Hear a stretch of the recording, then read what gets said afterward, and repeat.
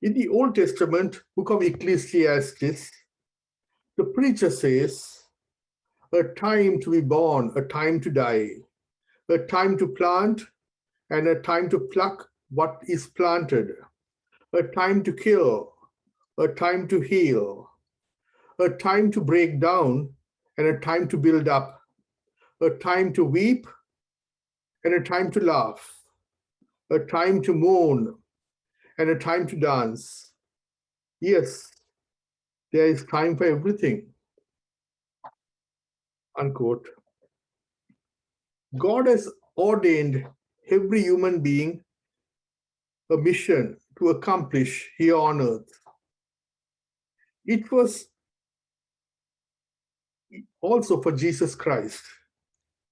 Jesus had to teach his disciples, heal the people, preach the gospel of salvation, the cross, and the glorious resurrection.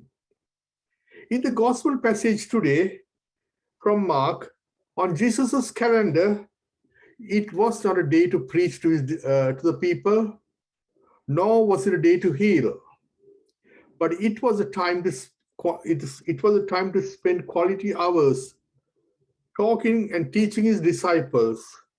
It was a teaching day. The path to the cross before Jesus, and there was very little time left. The day for teaching was today. Perhaps it was a dusty afternoon in Palestine, and his disciples were walking quietly, talking among themselves as they walked through Galilee to their home base in Capernaum. Then they would have had several hours to speak since they had to travel by foot in those days. Jesus is teaching them the way of the Messiah. Jesus, the Messiah, will have to suffer. Jesus would be killed at the hands of people and resurrected from the dead on the third day. Jesus was teaching the cross, but his disciples were focused on another topic, their greatness and their glory here on earth. Instead of questioning Jesus about suffering and leadership and the dying Messiah, they were discussing who would be the greatest. The discussion among them would have caused intense friction and argument in their group, and Jesus would have sensed it. The competition to be the greatest in the kingdom of God would have been so fierce, as we read in the book of Matthew. The mother of James and John, the Zebedee brothers, came to influence Jesus to make her sons sit at the side of Jesus in God's kingdom. So finally, when they came to Capernaum and entered the house, the house would have been a house of a friend of Jesus who welcomed him, and this friend would have had little children. Then Jesus asked his disciples, "What were you discussing on your way?" The disciples were silent. No disciple wanted to say aloud that what everyone was discussing on their journey to Capernaum. It's worth noting that Jesus did not humiliate them, chastise them, or make them feel low. Jesus loved his disciples as parents love their children. Mark does not tell us from where the little child mentioned in the Bible came. Perhaps it was the owner's child, the house they were staying at. As the child walks, Jesus takes a little child to demonstrate a perfect life's lesson. Then Jesus says, "Whoever welcomes a child such as this welcomes Jesus and God the Father who sent him." The Greek word for little child has a double meaning: immediate offspring and slave. In analogous terms, it is a servant, a diakonos in Greek. Some characteristics of a little child is trusting, loneliness, simplicity, needs care and love, and the list can go on. Here, Jesus is telling to his disciples they need to welcome and care for the lowly, the disfranchised, the poor, the helpless, the unloved, and the voiceless. So don't look for greatness in God's kingdom in high places and cozy places, or among winners, shakers, and movers. Look at the least successful places, the lowly places, the hopeless world systems.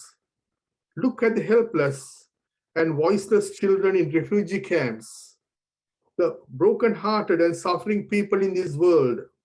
Reach down, way low, reach down low to those who are considered the least, and reach out to give them a hand. Look into the world through the lens of the cross of Christ. It is there you will find true greatness.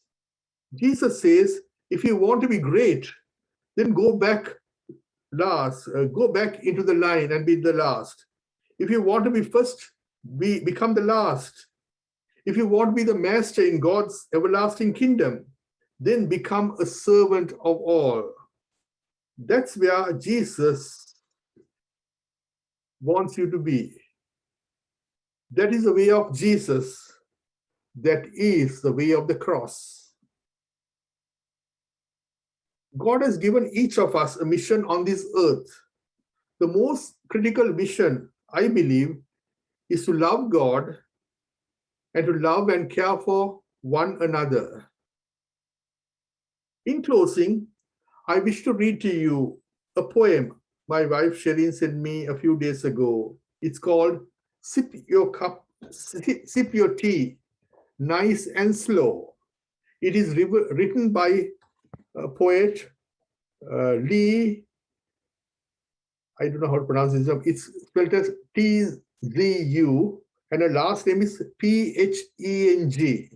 Lee Tzu, Pheng. She's from Singapore, and she has got some awards for this poem. If you want to read the whole complete poem, please Google Lee Pieng, Sip Your Tea, Nice and Slow. I'm only going to read a few verses. No one ever knows when it's time to go. There is no time to enjoy the glow. So sip your tea, nice and slow. Life is too short, feel pretty long, but feels pretty long. There's too much to do, so much going wrong. So most of the time, you struggle to be strong. But it's too late, and it's time to go. Sip your tea, nice and slow. When I am dead, your tears will flow, but I won't know. Cry with me now instead. When you send flowers, but I won't see, send them now instead. You'll see words of praise, but I won't hear. Praise me now instead. You'll forget my faults, but I won't know. Forget them now instead. You'll miss me then, but I won't feel. Miss me now instead. You'll wish you had spent more time with me. Spend it now instead. When you hear I'm gone, you'll find my way to my house to pay condolences. But we haven't spoken for years. Look for me now. Amen.